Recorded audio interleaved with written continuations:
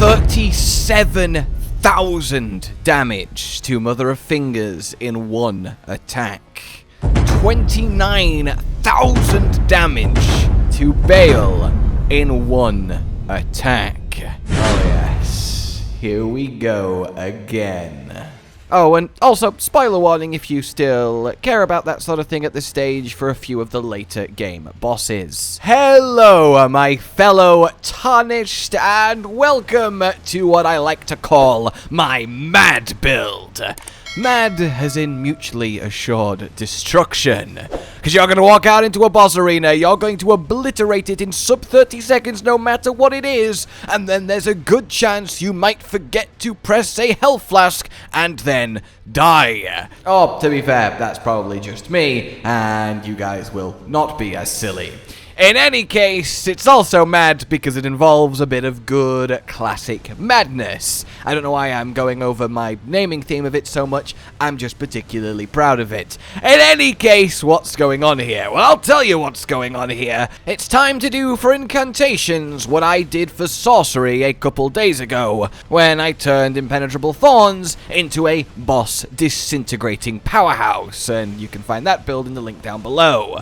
Today's star of the show, though, is what is, in my opinion, the best new incantation offensively. There's actually a really couple great ones defensively, or at least utility-wise, but offensively, yeah, it is pest-thread spears. A brand new, much upgraded version of the original pest threads that we got in the base game. Essentially, just imagine two lines of insane damage that travel that far, and they will always travel that much. They have insane tracking, and for as long as they live, they will keep passing through, doing a 180 and then coming back at your target. And they can hit multiple times. So against big enemies, they just bore through them, hitting, but even against small guys, they go through them, spin around, and come back through them for a double hit, which is what you see happening in a lot of these boss fights. The incantation does physical damage, and it's very hard to buff ranged spell physical damage. Except for now, it's much easier thanks to a new couple tools we have in the DLC that, when applied in the way that I have done so to pest thread spears, well, produce the results you have no doubt been enjoying. Especially when it comes to Messmer, a, small agile target, still getting absolutely obliterated by this. It is hilarious, and I really do love it. I will fully admit, this is a more one-tricky, all-in, me or the boss, and in 99% of cases, it's going to be the boss, and I think these are fun every now and then. And while I normally really don't like so much the whole madness shabriri setup, it works particularly well here without you needing to do anything too involved because of how otherwise lightly buffable this type of physical damage dealing incantation actually is. Without access to holy, we have to get creative,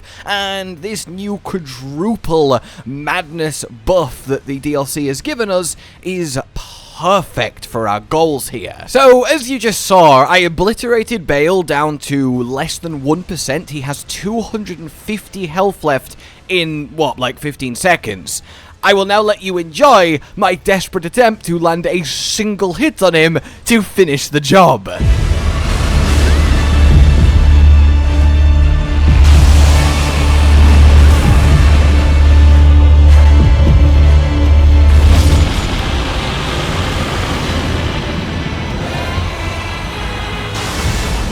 I can't express how intense that was. Right then, the build in detail. At level 150, a nice, normal, reasonable level to be, 60 required vigor, mind 25 is the sweet spot that lets you do the full round of buffing, and more importantly, gives you more than enough FP to kill any given boss. Endurance, you want enough to be comfortably medium rolling with the full build, and then also any amount of stamina you need for your own personal comfort. Exactly 8 strength and exactly 12 dex. Intelligence doesn't matter, and then we want to pump faith all the way to 80. Any leftover points can go wherever you would like them to.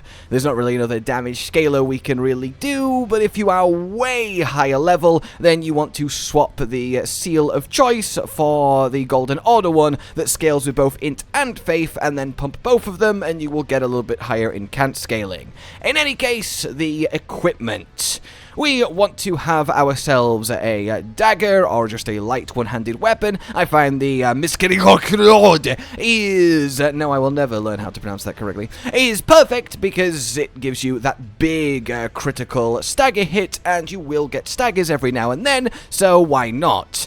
We also want to put on it Endure and then set it to any affinity you like. Blood's just fun, it's not really too important, but having that infinite poise damage reduction is a really nice part of this build that we'll get into later.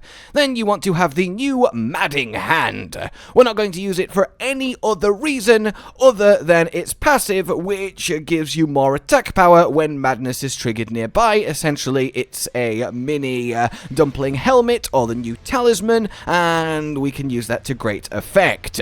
Then you want your seal of choice. If you are pure faith like I am at a lower level, the Erdtree is the way. Then we have ourselves the black dumpling helmet that gives you more damage when madness happens, and for the rest of it, Rakshasa Armor for an extra couple % damage increase per piece, and the defensive knock really isn't too relevant with how nuclear this build is. Talisman-wise, to go immediately against myself, we do want to at least have a little bit of dampening the old damage curve just in case, and Dragon Crest is the way to go. And the thing is, if it wasn't Dragon Crest, it would just be the mini version of this Talisman, which is only a little bit of damage, and really we don't need to min-max that hard, so we might as well just have this lovely safety blanket. Then, yes, the Flock Canvas's Talisman, as this at least works on the physical damage dealing threads, as it just makes incantations in general stronger. We of course have Godfrey Icon as it's chargeable, and that's a nice 15% bump when you do charge it, and then the new Aged One's Exultation, so we get an extra 20% damage when madness happens, which will be happening just before we go into the fight. So yeah, we will be triggering Aged One's Exultation, the Black Dumpling, the Madding Hand, with Howl of Shabriri, that gives a near 70% damage increase. In your Wondrous Physic, we want the Opaline Hard tier. Again, there isn't really a second tier that's super crazy or key to this, so like with the Dragon Crest, there's no point going completely glass cannon. We want to give ourselves a bit of wiggle room, and as you've seen on the boss fights that I've used, I still get hit a fair amount, and I'm just fine because we have at least worked in that bit of defense. But then, Bloodsucking Cracked Tier, one of the new tiers, this is just a flat 20% all damage up in exchange for your health slowly draining, hence the occasional whoops, I forgot to drink a flask after the boss died, and this finished me off. So yeah, heads up on that front, but it's very, very good, and normally there wouldn't really be a tier that helps this incantation, but now there is. Now, I do want to put a disclaimer at this point, and it should be said that if you want to use this build without all of the madness shenanigans, and you don't want to have your health training whenever you drink your Wondrous, and you just want to use pest-threads because it's cool, then do so. Replace the Black Dumpling with the helmet of your choice. Hell, replace even Rakshasa with the armor of your choice if you don't want to take the bit of extra damage. Put on any given talisman you like. Ideally, perhaps the one that makes Crimson Tears do a little bit more healing, the +1. It's really, really good and efficient. Drop the Madding Hand, put on a weapon you like. You've got other incantations to use. You've got 80 faith, so essentially the world is your oyster, and then just play with pest-thread spears as your main damage source, and it will still absolutely just thwack enemies for you. But here I really am trying to min-max, and this is a natural fit for the madness setup because of just how A, little else there is ways to boost this, and B, it's not too intrusive on the build because again, the build doesn't actually have that many needed components because of aforementioned A. Incantations wise then, you want Golden Vow, of course, you want Flame Grant Me Strength, and you want Howl of Shabriri as your buffs. Yes, these two don't stack, but we will use them in different situations separately, which I will get to. And then, yes, the champion here, pest-thread spears. And note that you do have all of this extra memory space, you have 80 faith, so put on any and all of the incantations that you would like to round out the build and give you more options. Hell, honestly, it probably would have been a great idea to put on a Blessing of the Erdtree so that I'm slowly healing back up health to counteract the Bloodsucking Tear, and I'm kind of sad I just thought of this now while presenting the build. In any case, yeah, that's it for spells. So when you're playing this then, there's two distinct ways. One when you're about to do a boss, and two when you're just exploring, killing normal enemies, progressing through the level, etc. So before a boss then, we want to walk up to the fog door, and then very specifically in the following order, do thus. Cast Golden Vow first, make sure you've got your Maddening Hand equipped on the right, and then do Howl of Shabriri for as many times as it takes to trigger madness on yourself.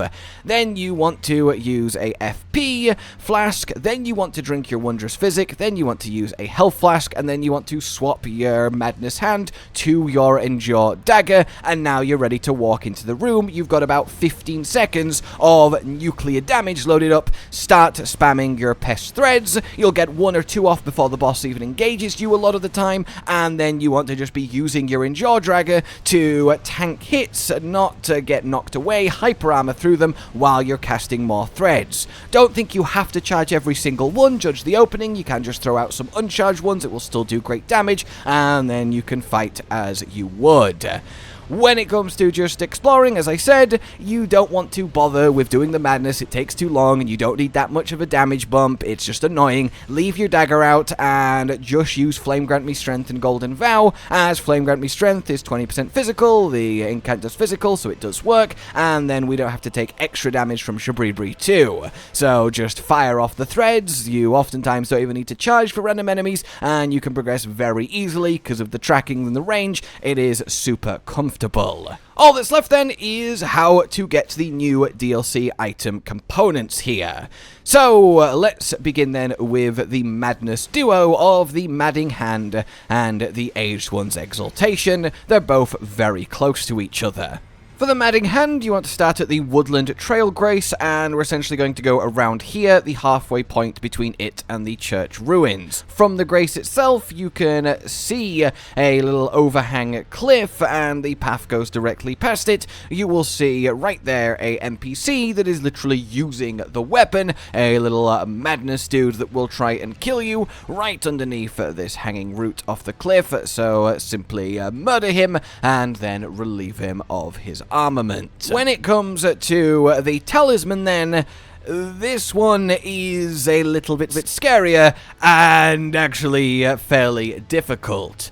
So what you need to do is kill the very first closest to the church sort of madness, I'm watching you, there's no combat, run and hide in the bush enemy. And if you're thinking, what, kill them? Yeah, they're completely invulnerable. Fighting is literally not an option. The game tells you, yeah, technically the game is lying, because while you can't attack them normally in any capacity, what you can do, very much so, is parry their grab attack. So get to the first one, deliberately parry its grab, time it. It can be very finicky, especially with madness happening and all of that annoyingness. But once you have parried it, you can do the usual crit and then fight it normally as a normal enemy and finish it off. It will still try and grab you while you're doing that, so it can be quite dicey, but that is the way. Next up then, the Rakshasa Armor set, which I will be very surprised if you don't know where it's from by this point. However, starting from the Recluse's River Upstream Grace, we're essentially just going to follow the cliffside, and then we'll end up right at the Eastern Nameless Mausoleum, which is where Mr. Rakshasa is entombed. So, of course, we want to righteously rob him of his last remaining earthly possessions and send him firmly on his way to the afterlife. Follow my path, and you will get there quite easily. Then when it comes to the blood-sucking crystal tear, it is from a furnace golem that's literally laying against the ruins of Unte. He will be covering this big entrance that you can see in front of me, and you climb up on the ruins to the left, throw in a furnace pot to his head, and it will reactivate him, and then you deactivate him away and get your tier reward.